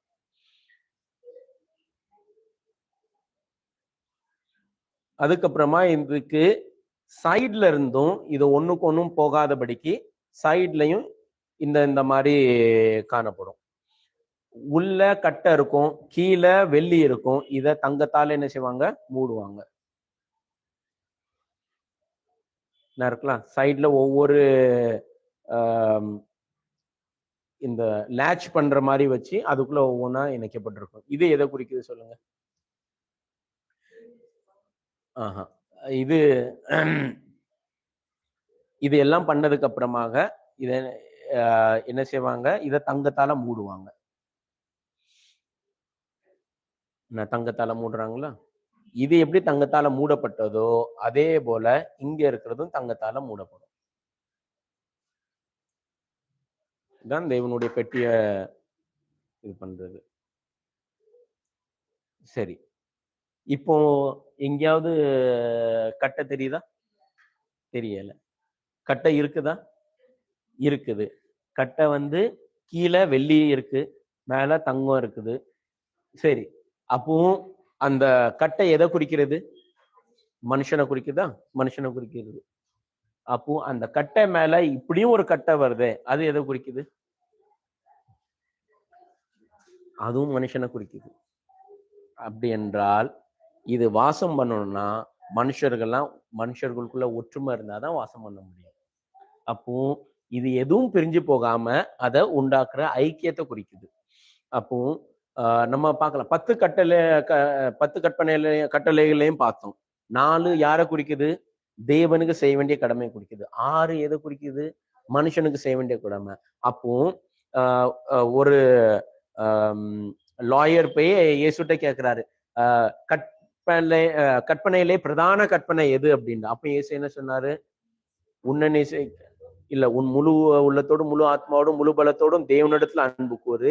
உன்னை நேசிக்கிறது போல நீ பிறனையும் நேசி. அதாவது நம்ம தேவனையும் அன்பு கூறணும், மனுஷனையும் அன்பு கூறணும். இதே காரியம்தான். நம்ம தேவனையும் உறுதியா பற்றி கொள்ளணும், மனுஷரிடத்துல நம்முடைய ஐக்கியம் காணப்படணும். இதுதான் இதை குறிக்கிறது. அப்படி இல்லைன்னா, அதாவது ஒரு கட்டை வீக்கா இருக்கு, அது அப்படியா இருக்கு, இப்படியா இருக்குன்னு எதையும் என்ன செய்யக்கூடாது? விட்டுறக்கூடாது. எல்லாத்தையுமே உறுதியா பற்றி கொள்கிறதாய் காணப்படணும். அப்போ சபை அப்படிங்கிறது தேவனோடு ஐக்கியமாகிறோம், தேவனோடு ஐக்கியமா இருக்கிற மனுஷர்களோடையும் ஐக்கியமா இருக்கிறோம் அப்படிங்கிறது தான் ஃபெல்லோஷிப். அதுதான் ஐக்கியம், அதுதான் சபையை குறிக்கிறது. அதாவது வனாந்திரத்திலையும் இதுதான் குறிப்பிடப்பட்டிருக்குது. இந்த ஆசரிப்பு கூடாரத்திலையும் இதுதான் சொல்லப்பட்டிருக்கிறது. இதே காரியம் தான் இஸ்ரேல் ஜனங்கள் எருசலேம் தேவாலயத்தை கட்டுகிறது, அதையும் குறிப்பிட்டிருக்குது. அதாவது வனாந்திரத்துல இந்த காரியத்தெல்லாம் அவர்களுக்கு காண்பிக்கிறதற்கு இந்த ஆசரிப்பு கூடாரம். இஸ்ரவேல் தேசமா அவர்கள் மாறும்போது கானான் தேசத்துல எருசலேம் தேவாலயம் இருந்தது. அதுக்கப்புறம் பரிசுத்தாவியானவரால ஊத்தப்பட்டு சபை உருவாகுனதுல அப்போஸ்தலர் 2ஆம் அதிகாரத்துல சபை உருவாகும் போது அங்கேயும் இதே காரியம் சொல்லப்பட்டிருக்கிறது. அதுக்கப்புறம் வெளிப்படுத்தல் கடைசியில புதிய எருசலேம் இருக்கலாம், அங்கேயும் அதே தான் சொல்லப்பட்டிருக்கிறது. எல்லா இடத்தையும் அங்க ஒரு கல்லா சொல்லப்படுது, ஒரு கல்லு மேல ஒரு கல்லு ஜீவ கல்லாக நாம் காணப்படணும் அப்படின்ட்டு சொல்லப்பட்டிருக்கிறது. சரி, நம்ம சபைக்கு வரும். அப்போஸ்தலர் 2ஆம் அதிகாரத்துல இருக்கலாம், சபையில மூல உபதேசம் 7 உபதேசம் இருக்கலாம். அது லாஸ்ட் டைம் நான் சொல்லியிருந்தேன், கேட்ட யாராவது திருப்பி சொல்லலாமா? வேற இங்க இருக்கிற யாராவது ஞாபகம் இருக்கா? அதை நான் பைபிள்லையும் அண்டர்லைன் பண்ண நான் சொல்லியிருந்தேன். அப்போஸ்தலர் 2ஆம் அதிகாரத்துல அப்போஸ்தலர் 2ஆம் அதிகாரத்துல மூல உபதேசம் 7 இது 38வது வசனத்துல, அப்போஸ்தலர் 2ஆம் அதிகாரம் 38வது வசனத்துல மனம் திரும்புதல், அதை அண்டர்லைன் பண்ணிக்கிடுங்க, அது 1. அதே வசனத்துல ஞான ஸ்நானம், அது நம்பர் 2. அதே வசனத்துல பரிசுத்த ஆவி, இது 3. அதுக்கப்புறம் 40வது வசனத்துல முக்கியமா இருக்கிறது, மாறுபாடு உள்ள சந்ததியை விட்டு விலகி உங்களை ரட்சித்துக் கொள்ளுங்கள். விலகி உங்களை ரட்சித்துக் கொள்ளுங்கள், அதாவது வேறுபாட்டு ஜீவியம், இந்த உலகத்துக்கு ஒத்த உபதேசம் நம்ம போடக்கூடாது. அதுக்கப்புறம் 42வது வசனத்துல அப்போஸ்தலருடைய உபதேசத்திலையும் அந்நியன்யத்திலையும் இருக்குல்ல, அதுதான் இதை குறிக்கிறது. அந்யோன்யம் அப்படின்னா ஃபெல்லோஷிப். ஃபெல்லோஷிப் இல்ல, அப்போஸ்தலருடைய உபதேசம் 5, 6 அந்யோன்யமும் அப்பம் பெற்றுக்குதலும், இது 6. 7வது ஜெபம் பண்ணுதல். இந்த 7 காரியமும் இருக்குது. இந்த 7 காரியத்திலும் நம்ம என்ன செய்யணும்? உறுதியா காணப்படணும். அப்போ சபை அப்படின்ட்டு சொன்னாக்கி ஒருவரோடு ஒருவர் ஐக்கியமா இருக்கும். இந்த உபதேசத்துல இருக்கிறவங்களோட நம்ம என்ன செய்யணும்? அந்யோன்யமா இருக்கணும். அந்யோன்யத்துல இருக்கணும்னா ஐக்கியத்துல இருக்கணும்னு. அதனால ஆவிக்குரிய ஜீவத்துல யாருமே எனக்கு ஆண்டவர் இருக்காரு, எனக்கும் ஆண்டவருக்கும் டைரக்டா கான்டாக்ட் இருக்கு அப்படின்னு கிடையாது. நம்மளுக்கு ஒரு ஐக்கியம் என்ன செய்யணும்? வேணும். யாரு கூட அப்படின்னா இந்த உலகத்தோட கூட அப்படின்னு கிடையாது. இப்போ இந்த ஒரு பலகை இன்னொரு பலகை ஏன் உறுதியா பெற்று இருக்கு? எந்த நோக்கத்துக்காக? தேவனுடைய வாசஸ்தலமா மாறணும் அப்படின்னு. அப்போ நம்மளும் என்ன சப்போர்ட் கொடுக்கணும்னா, எல்லாருமே ஆவிக்குரிய ஜீவியத்துல தேவனுடைய வாசஸ்தலமா மாறுறதுக்கு நம்ம என்ன செய்யணும்? அதுக்கு ஐக்கியம் வைக்கணுமே தவிர மற்றபடி வருமானத்துக்கோ நம்மளுக்கு ஃப்ரெண்ட்ஸுக்கோ சர்க்கிள்க்கோ இதுக்கோ கிடையாது. தேவனுடைய வாசஸ்தலமா மாறணும் அப்படிங்கிறதான நோக்கத்துல என்ன செய்யணும்? நம்ம ஐக்கியத்தை வச்சிருக்கணும்.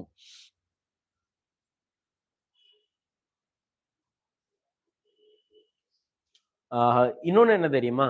இப்ப இந்த 1ல 1 கட்டை இருக்கிறது தெரியுமா தெரியாதா? இது கண்ணுக்கு வெளியில இருந்து பார்க்கும்போது இப்போ ஹாரிசான்டலா இருக்கலாம், இது தெரியுமா தெரியாதா? வெளியில இருந்து பார்த்தா தெரியும், உள்ள இருந்து பார்த்தா தெரியுமா? உள்ள இருந்து பார்த்தா தெரியாதுல்ல. உள்ள இருக்கிற பலனுக்கு என்ன அப்படின்னா வெளியில காண்பிக்கிறதான ஐக்கியம் தான் அதுக்கு உண்மையான ஸ்ட்ரென்த்.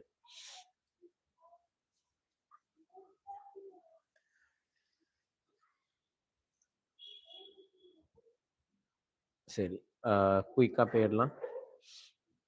இப்போ உள்ள ஒரு கர்டன் வருதா? அந்த கர்டன்ல என்ன தெரியுது? உங்களுக்கு தெரியுதா? இதுல இந்த கர்டன் இருக்கா? இந்த கர்டன்ல இங்க தெரிகிறது கேரூபின். 31வது வசனம் வாசிக்கலாம். 26ஆம் அதிகாரத்துல 31வது வசனம்.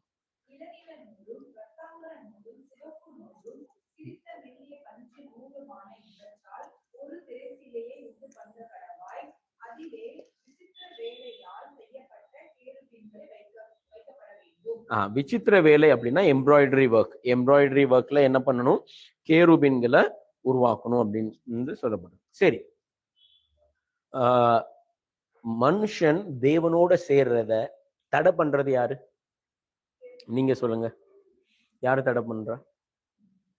மனுஷன் தேவனோட சேர்றத தடை பண்றது யாரு? மனுஷனேவா?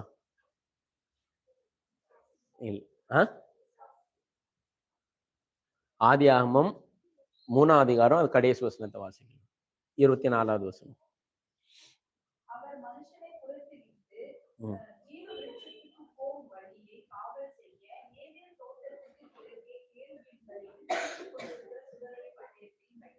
இப்போ மனுஷன் தேவனிடத்துல போறதை ஸ்டாப் பண்றது யாரு? கேருபின், தேவதூதன். மனுஷன் என்ன செய்ய முடியாது? தேவனிடத்துல போக முடியாது. அதுக்கு ஸ்டாப் பண்றது யாரு? கேருபின். அதுதான் அதை குறிக்குது. இதுக்கு மேல நீ வராத. இதுக்கு மேல யாராவது போறதுக்கு அலவுட் இருக்கா? இதுக்கு மேல வருஷத்துல ஒரு நேரம் தான். வருஷத்துல ஒரு நேரம் தான். அப்போ இங்க போகும்போது இத பார்க்கும்போது அவனுக்கு என்ன தெரியுது?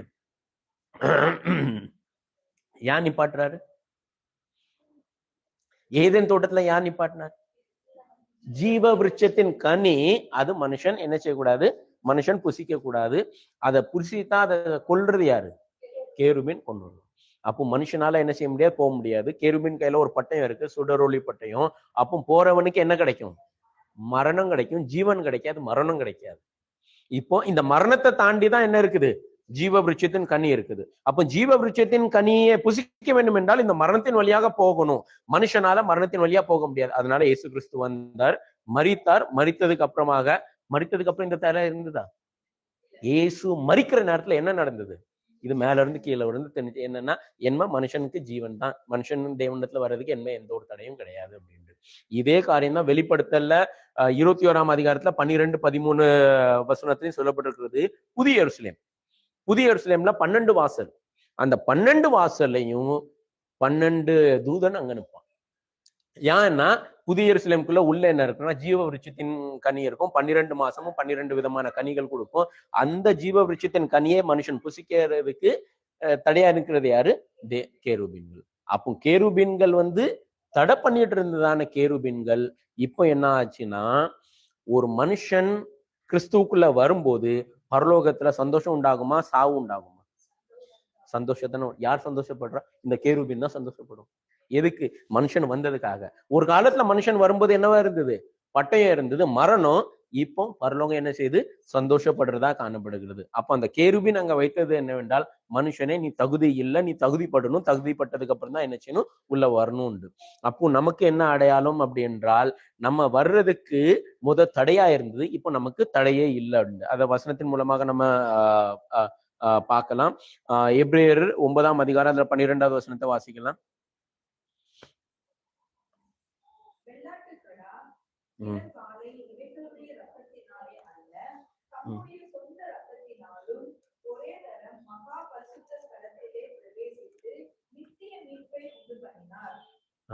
அப்போ நமக்கு இயேசு கிறிஸ்து, அதாவது இதன் வழியாக போய் மகா பரிசுத்த ஸ்தலத்துல நித்திய மீட்பை என்ன செய்தார்? நமக்கு கொடுத்தார். அப்போ நமக்கு பிரதான ஆசாரியனா இருந்தது யாரு?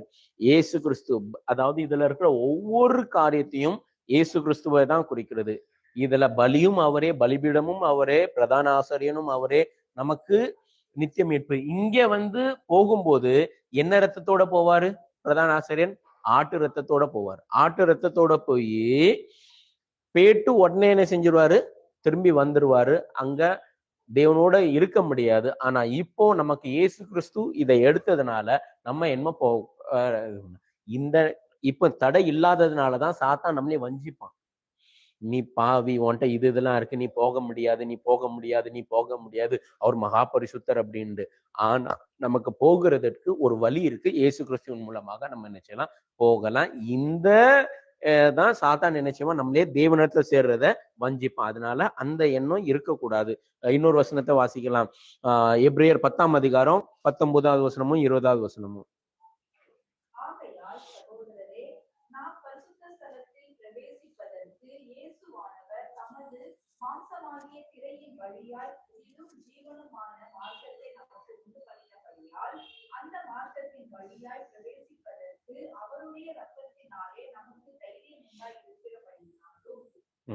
இப்போ இயேசு கிறிஸ்துவனுடைய ரத்தத்தினால நமக்கு என்ன இருக்கு?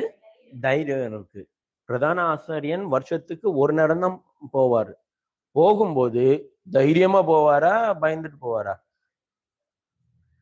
எல்லா ஆசாரியரும் இருப்பாங்க. லேவி கோத்திரத்துல இருந்து ஆசாரிய வகுப்புல உள்ளவங்க எல்லாருமே ஆரோன் சந்ததியில வந்தவங்க எல்லாருமே ஆசாரியர். அத்தனை பேர் இருப்பாங்க. அத்தனை பேர் இருக்கும்போது இந்த வருஷம் யார் நமக்கு உள்ள போவா அப்படின்ட்டு என்ன செய்யணும்? சிட்டி எழுதணுமா? பேர் எழுதி யாரு பேர் வருதோ அவங்க என்ன செய்யணும்? உள்ள போகணும். அப்போ வருஷத்துல ஒரு நேரம் தான் போகணும். அப்ப எல்லாரும் இன்னொன்னு என்னன்னா, உள்ள போகும்போது உள்ள அவன் தகுதி இல்லை அப்படின்னா இங்க கேருபின் சும்மாவா இருக்காரு? உள்ள மரணம் கொடுக்கறது யாரு? கேருபின். உள்ள எதுக்கு இருக்கு? சும்மா ஒரு போட்டோல எம்ப்ராய்டியர் அப்படி கிடையாது. உள்ள தகுதி இல்லாம போனா அங்க என்ன நடக்கும்? சகேரியா விசுவாசிக்கல. விசுவாசிக்காம இருக்கும்போது விசுவாசம் இல்லைன்னு சொல்லிட்டு ஊமையாக்கிட்டார். அப்போ அப்பேற்பட்ட கேருபின் உள்ள இந்த கேருபின் பற்றி ஒரு லிஸ்டே இருக்குது. கடந்த சண்டே நாங்க பார்த்தோம். பைபிள்ல எங்கெங்கெல்லாம் கொலை பண்றதுலாம் யாரு? இங்க எகிப்துல டோரா போய் டோர் டெலிவரி பண்ணது சாவு தானே? சங்காரதூதன் ஒவ்வொரு குடும்பத்திலையும் முத பையனா மிருகத்துல ராஜா வீட்டுல இருந்து அங்க இருக்கிற எல்லார் வீட்லயும் சாவை கொடுத்தது யாரு? டெலிவரி பண்ணது யாரு? சங்காரதூதன். ஒரு ராத்திரில 1,80,000 பேரை கொண்டிருக்காரு. இது பீலையாம் போகும்போது, கழுதையில போகும்போது அவனை போறது உருவன பட்டயத்தோட இருந்தது யாரு? தூதன் தான். அதுக்கப்புறம் வெளிப்படுத்தலையும் நிறைய பேரை கொல்றதா இருக்குது. அதுக்கப்புறம் தாவீது ஜனத்தொகை எடுக்கும்போது அங்க தூதன் ஒரு வயல்ல நிக்கிறாருல உருவன பட்டயத்தோட எல்லாத்தையும் கொண்டுகிட்டு, இது எல்லாமே தூதன் தான். அப்போ உள்ள வருஷத்துல ஒருக்கா போகும்போது அது இதுல தெரியும். இங்க வெளியில யாருனாலும் சுத்தலாம். இதுக்குள்ள வரணும்னா இங்க ஒரு வாசல் இருக்கு. இந்த வாசலுக்குள்ளதான் வரணும். அது பற்றி நான் சொல்றேன். அதுக்கப்புறம் இங்க பரிசுத்த ஸ்தலம் இங்க இருக்குது. இங்கேயும் கர்டன் இருக்குது, இங்கேயும் கேருபின் இருக்குது. இது பரிசுத்த ஸ்தலம். இங்க சும்மா எல்லாம் போக முடியாது. இங்க பரிசுத்த ஸ்தலத்தை தாண்டி இங்க மகா பரிசுத்த ஸ்தலத்துல இங்கதான் பெட்டி இருக்குது. இங்க வருஷத்துக்கு ஒருக்கா தான் போகணும். எல்லாருமே இங்க கூடியிருப்பாங்க. கூடி இருக்கும் போது அங்க சிட்டி போடுவாங்க, யார் பேர்ல வருது அப்படின்னு சொல்லிட்டு. அங்க உள்ள போகிறவங்க தகுதியா இருந்தா வெளியில வருவாங்க. அவங்க தகுதி இல்லைன்னா அவங்க உள்ள செத்துருவாங்க. அதனால உள்ள போறதுக்கு முன்னால ஒரு கயிறு இருக்கும். ஒரு கயிறை இடுப்புல கட்டிட்டு உள்ள போகணும். ஏன்? உள்ள செத்ததுக்கு அப்புறம் அவனை எடுக்கிறதுக்குன்னு யாராவது போனா அவங்களுக்கு என்ன ஆயிரும்? அப்ப அவன் பணத்தை கூட எடுக்கிறதுக்கு என்ன செய்ய முடியாது? யாரும் போக முடியாது. அதனால ஒரு கயிறு கட்டி இருப்பாங்க. அந்த கயிறுல என்ன? மணி தொங்கும். மணி சத்தத்தை கேட்டு எல்லாருக்குமே என்னது? மணி சத்தம் கேட்டது. மணி சத்தம் கேட்டுச்சுன்னா என்னன்னு அர்த்தம்? உள்ள உயிர் இருக்குன்னு அர்த்தம். மணி சத்தம் கேட்கலன்னா உடனே என்ன செய்வாங்க? இழுப்பாங்க. அது எதை குறிக்குதுன்னா, தேவனுடைய சமூகத்துல போகும்போது மணி சத்தம் தான் கேட்கணும். மணி சத்தம்னா தேவனை துதிக்கிற சத்தம். அப்படி இல்லைன்னா அங்க ஆளு உயிரோடு இல்லைன்னு அர்த்தம். அப்போ உள்ள கதை பேசுறதோ ஒருத்தர் கிண்டல் பண்றதோ அந்த சத்தம் கேட்கக்கூடாது. தேவனுடைய சமூகத்துல அந்த மணி சத்தம் மாத்திரம்தான் கேட்கணும். வேற ஏதோ சத்தம் கேட்டுச்சுன்னா அங்க மரணம் ஆயிடுச்சுன்னு அர்த்தம். அப்பேற்பட்ட இடத்துல யாராவது இந்த வருஷம் நான் போறேன் அப்படின்னு சொல்லுவாங்களா? போன வருஷம் அவன் போனா இந்த வருஷம் நான் போறேன் அப்படின்னு. ஒருத்தர் நான் போன வருஷம் தான் போனேன்னா நானும் இந்த வருஷம். யாருக்காவது தோணுமா அப்படி? யாருக்குமே தோணாது. அங்க சிட்டி போடும்போது எல்லாருக்கும் என்ன? அத பாக்கியமா நினைக்கணும். எனக்கு தேவனோட அங்க யார் இருக்கா? தேவன் இருக்காரு. தேவனோட போகிறதுக்கு எனக்கு பாக்கியம் இருக்கு அப்படின்ட்டு. அப்ப யாருக்கு கிடைக்குதோ அவங்களுக்கு அந்த பாக்கியம் கிடைச்சிருக்கு. உள்ள என்ன? ஆண்டவரோட சந்திக்கிறதான ஒரு பாக்கியம் கிடைச்சிருக்கு. அப்படி எண்ணத்தோட அவங்க ஆவலா நிற்பாங்க. நான் போகணும், நான் ஆண்டவர்கிட்ட போகணும், நான் ஆண்டவர்கிட்ட போகணும்னு அந்த பாக்கியத்துக்காக அவர்கள் காத்திருப்பாங்க. ஆனா இப்போ இந்த திரைச்சல இல்ல, அங்க கேருபின் இல்ல. எல்லாரும் வெல்கம் பண்றாங்க. இப்போ நம்ம தேவனிடத்தை சேர்றதுக்கு நம்மளுக்கு பயம் இருக்கணுமா? இருக்கே கூடாது. நம்ம தைரியமா ஆண்டோம். அதுதான் அதை சொல்லுது. இந்த தைரியத்தை கொடுத்தது யாருன்னா, நான் நல்லா இருக்கிறதுனால இல்ல, எனக்காக இயேசு பலியானார். அந்த இயேசுக்காக நான் என்ன செய்யறேன்? நான் தைரியமாக கிருபாசன தண்டை வாரேன் அப்படிங்கிறதான அந்த தைரியம் நமக்குள்ள காணப்படணும். அதனாலதான் மத்தேயு 27:51 இயேசு மரித்த போது தேவாலய திரைச்சிலை மேல இருந்து கீழே வர அதை திறந்துடுச்சு. என்னன்னா, எல்லா மனுஷர்களையும் வாங்க. முதல்ல யூதர்கள் மட்டும்தான் வரணும். யூதர்கள் இஸ்ரேல்ல இந்த கோத்திரம் அப்படின்னு உண்டு, அவங்கதான் வரணும். இப்ப அப்படி கிடையாது. எல்லாருமே உள்ள வாங்கன்னு தேவன் என்ன செஞ்சிருக்காரு? திறந்து வச்சிருக்காரு. வெளிப்படுத்தல் 3:21 அதனாலதான் சொல்றாரு, இதுவும் நான் வாசல்ல இருந்து என்ன செய்யறேன்? கதவை தட்டுறேன். ஒருத்தன் வந்துட்டா நீதான், நான் ரெடியா இருக்கிறேன், நீ தான் என்ன செய்யணும்? ஓகே சொல்லும். நான் வாசம் பண்ணுகிறதுக்கு மனுஷனோட நான் ஐக்கியமா இருக்குது அப்படின்ட்டு. இப்போ வஞ்சனை எங்க நடக்கு தெரியுமா? ஆவிக்குரிய ஜீவியத்துல சிலர் இந்த வாசல் இருக்குல்ல, இந்த வாசல் வழியா போனாதான் இங்க பலி செலுத்தணும். பலி செலுத்திட்டு அதுக்கப்புறம் இங்க இந்த சுத்த தண்ணீர் இருக்கு, இந்த தண்ணீர்ல சுத்திகரிக்கணும். சுத்திகரிச்சுட்டு இங்க தூண் இருக்குல்ல, நம்ம தேவனுடைய ஆலயத்துல ஒரு தூணா நாட்டப்படணும். அந்த தூணை இங்க குறிக்கிறது. அதுக்கப்புறம் இங்க பரிசுத்த ஸ்தலத்துல உள்ள ஒரு தூணு, இங்க அங்க வந்து தங்கத்தால மூடப்படுகிறதான ஒரு தூணு, இங்க நம்ம காணப்படணும். அதுக்கப்புறம் இந்த பரிசுத்த ஸ்தலத்துல இங்க அப்பம் இருக்குது, தெரியுதா கிளீனா? இங்க அப்பம் இருக்குது. கர்த்தருடைய பந்தியில நம்ம பங்கு பெறணும். பங்கு பெற்று கர்த்தரே நம்மளுக்கு வெளிச்சமா இருக்கணும். இந்த வெளிச்சத்துல இருந்து இங்க இது தூப பீடம். இங்க இந்த தூப பீடத்துல ஜபத்தை குறிக்கிறது. இந்த ஜபத்தின் மூலமாக நம்ம விண்ணப்பத்தின் மூலமாக இந்த தூப பீடத்துல இருந்து இந்த தூபம் வந்து உள்ள போகும். உள்ள போக போக நம்மளே ஆயத்தம் பண்ணிட்டு அதுக்கப்புறம் நம்ம என்ன செய்யணும், இங்க மகாபரிசுத்த ஸ்தலத்துல போகிறதா இருக்கணும். நிறைய பேருக்கு என்ன தரமா எங்க தரமா நிற்பாங்க, இங்க நிற்பாங்க, இதுக்கே வெளியில நிற்பாங்க. ஆனா என்ன, நான் மகாபரிசுத்த தலத்துக்கு பக்கத்துல இருக்கேன் அப்படின்னா, புரியுதா? இங்க நின்னுட்டு நானும் ஆண்டவரும் அப்படி எவ்வளவு பக்கம் தானே, பக்கம் தானே. நீலாம் இங்க இருக்கா, நீலாம் இங்க இருக்கா, நான் எங்க இருக்கேன்னு தெரியுமா? நான் மகாபரிசுத்த தலத்துல இருக்கேன். என்னன்னா உள்ளுக்குள்ள எந்த ஒரு அனுபவமே இருக்காது. உள்ளுக்குள்ள எந்த ஒரு அனுபவமே இல்லை. இங்க வர வந்தாலும் அது வஞ்சனையே. இன்னொன்னு தெரியுமா, வெளியில இருக்கிற யாருக்காவது உள்ள என்ன நடக்குன்னு தெரியுமா? தெரியாது. உள்ள ஏதோ சத்தம் போடுறாங்க, ஏதோ இருக்காங்க, என்ன ஏதோன்னு அவங்க அனுபவிக்க முடியாது. நிறைய பேர் வெளியிலேயே சுத்திட்டு இருப்பாங்க, உள்ள அனுபவம் தெரியல. உள்ள இங்க ஒரு 4 தர இருக்கிறது, 4 சுவிசேஷம், மத்தேயு, மார்க்கு, லூக்கு, யோவான். இந்த சுவிசேஷத்தின் வழியா வந்து இங்க இருக்கிறதான எல்லா இடத்தையும் பண்ணி நம்ம இங்க வந்து சேர்க்கிறதா காரணம். இதுதான் நம்மளுடைய குறிக்கோளா இருக்கணும். தேவனோட நான் சேரணும், தேவனோட நான் சேரணும் அப்படிங்கிறதான இந்த குறிக்கோளோட நம்ம வாழணும். ஜெபிக்கலாமா? Hallelujah, praise the Lord, praise the Lord, praise the Lord. Hallelujah, hallelujah, hallelujah, hallelujah, hallelujah. நன்றி ராஜா, நன்றி ராஜா, நன்றி ராஜா, நன்றி ராஜா, நன்றி ராஜா. இது எல்லாம் என்னென்றால் இது வந்து நம்ம சரீரத்தை குறிக்கிறது, இது நம்முடைய ஆத்மாவை குறிக்கிறது, இது நம்முடைய ஆவியை குறிக்கிறது. நம்ம ஆவிக்குரிய நிலையில தேவனோட நம்ம ஐக்கியமாகணும் அப்படிங்கிறத குறிக்குது. Praise the Lord. Hallelujah, hallelujah, hallelujah, hallelujah, hallelujah. இது வெறும் ஞானத்தினால நம்ம புத்தியில சேர்க்கிறது கிடையாது. ஆண்டவரே, கத்துக்கிட்டதான ஒவ்வொரு காரியமும் என்னுடைய ஆவிக்குரிய ஜீவியத்துல, அனுதின ஜீவியத்துல நான் கடைபிடிக்க கர்த்தர் கிருபை செய்வீராக, கிருபை செய்வீராக, கிருபை செய்வீராக, கிருபை செய்வீராக. அல்லேலூயா, அல்லேலூயா, அல்லேலூயா, அல்லேலூயா. இஸ்ரவேல் ஜனங்கள் உற்சாகமா கொடுத்தாங்க. எதுக்கு? தேவனுடைய வாசஸ்தலம் உண்டாக்குறதுக்கு. என்னென்ன கலர் எல்லாம் துணி வேணும், என்னென்னலாம் வேணும் சொல்லுங்க, நாங்க கொடுக்கிறோம். Hallelujah, hallelujah, hallelujah. Praise the Lord, praise the Lord. இதெல்லாம் எதுக்கு ஆண்டவர் என்ன சொன்னாரு?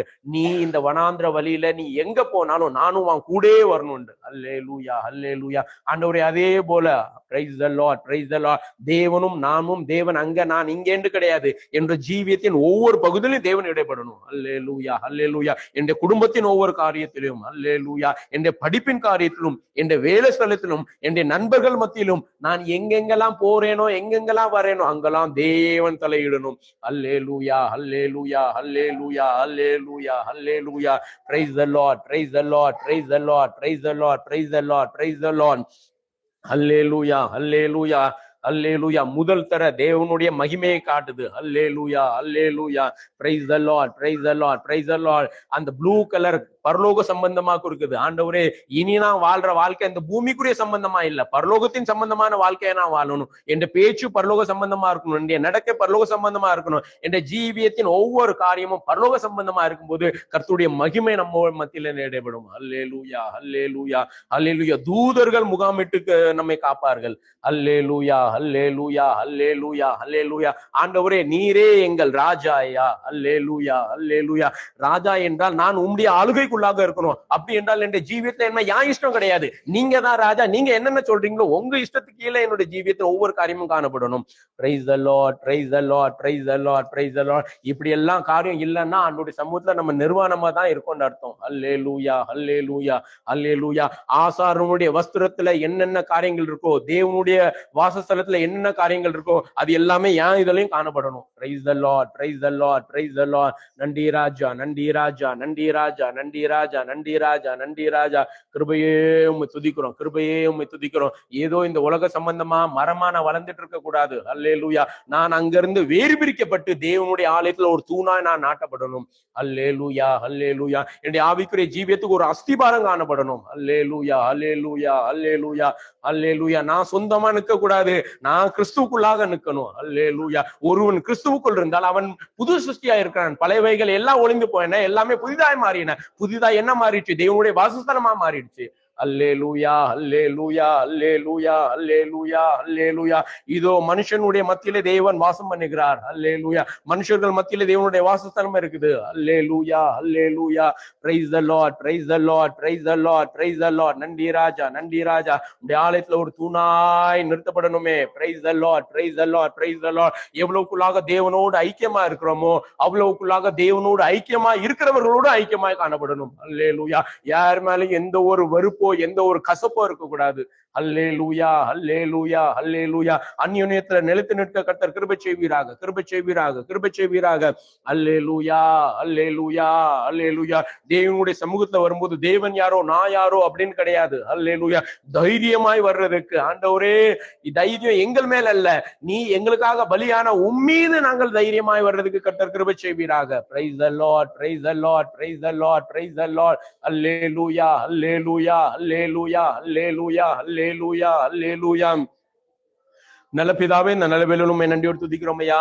ஆசீர்வதிக்கப்பட்டதான நாளில உங்களுடைய நன்றியோடு துதிக்கிறோம் ஐயா. ஆண்டவரே, யாத்ராகமம் 26ஆம் அதிகாரத்துல இருக்கிறதான ஆண்டவரே சில பொருள்களை குறித்து தியானிக்க கர்த்தர் கொடுத்த கிருபைக்காக நன்றி ஆண்டவரே. எங்களுடைய ஜீவியத்துல ஆண்டவரே நாங்கள் உம்முடைய வெளிச்சத்துக்குள்ளாக வர்றதுக்கு ஆண்டவரே என்னென்ன சுபாவமும் இல்ல காணப்பட்டதோ அந்த சுபாவம் எங்களை காணப்பட, நாங்களும் பரலோக சம்பந்தமானவர்களாய் நாங்கள் காணப்பட, உம்முடைய ராஜ்யத்துக்குள்ளாக நாங்கள் காணப்பட ஒவ்வொருத்தருக்கும் தேவையான பலனையும் கிருபையும் கர்த்தர் தந்துடும்படியா ஜெபிக்கிறோம் ஐயா. இந்த வசனமானது எங்களுடைய இருதயத்துல கிரியை செய்ய, எங்களுடைய இருதயத்துல ஆண்டவரே பலன் கொடுக்கத்தக்கதாக தேவன் தாமே பரிசுத்த ஆவியானவர் தாமே எங்களுக்குள்ளாக கிரியை நடப்பிக்க முடியாது ஜெபிக்கிறோம் ஐயா. இதோ மனுஷர்களாகிய நாங்கள் பாவம் நிறைந்ததான உலகத்துல வாழுகிறதான நாங்கள் ஆண்டவரே வாசஸ்தலத்துக்கு தகுதியற்று நாங்கள் காணப்படுகிறோம் ஆண்டவரே. ஆன போதிலும் ஆண்டவரே ஸ்தோத்திரம், எங்களை தகுதிப்படுத்துகிற நீர் இருக்கிறபடியால் ஆண்டவரே ஸ்தோத்திரம், ஸ்தோத்திரம், ஸ்தோத்திரம். எதுவுமே எங்கள் அணுகாமல் ஆண்டவரே ஸ்தோத்திரம் உம்மிடத்துல நாங்கள் ஸ்திரமாய் காணப்படத்தக்கதாக ஆண்டவரே மலையில மோசேக்கு காண்பித்திருந்தபடியே வாசஸ்தலம் உருவாக்குனது போல ஆண்டவரே அதே பிரகாரமாக நாங்களும் ஆண்டவரே ஒரு ஜீவ பலியாய் நாங்கள் காணப்பட கர்த்தர் கிருபை செய்வீராக. அப்ப ஆண்டவரே சத்தத்தை கேட்ட ஒவ்வொருவருக்கும் அப்படியாப்பட்டதான அனுபவத்துக்குள்ளாக கொடுத்து தேவன் வழி நடத்த முடியாது ஜெபிக்கிறோம் ஆண்டவரே. தேவன் யாரோ மனுஷன் யாரோ என்று நாங்கள் ஜீவிக்காதபடி ஆண்டவரே ஸ்தோத்திரம், ஸ்தோத்திரம் உம்மோட வாசம் பண்ணத்தக்கதாக கர்த்தர் நீர் கிருபை செய்ய முடியாது ஜெபிக்கிறோம். உண்மையிலே நிலைத்து நிற்க கர்த்தர் கிருபை செய்யுங்க. எங்களுடைய ஆவிக்குரிய ஜீவியம் ஆண்டவரே அஸ்திபாரம் ஆகிய உம்மீது ஸ்திரமாக காணப்பட கர்த்தர் கிருபை செய்யுங்க. அப்படிப்பட்டதான கிருபை ஒவ்வொருக்கும் தரும் முடியாது நாங்கள் தாழ்த்தும் கருத்தை ஒப்பு கொடுத்து ஜெபிக்கிறோம் ஆண்டவரே.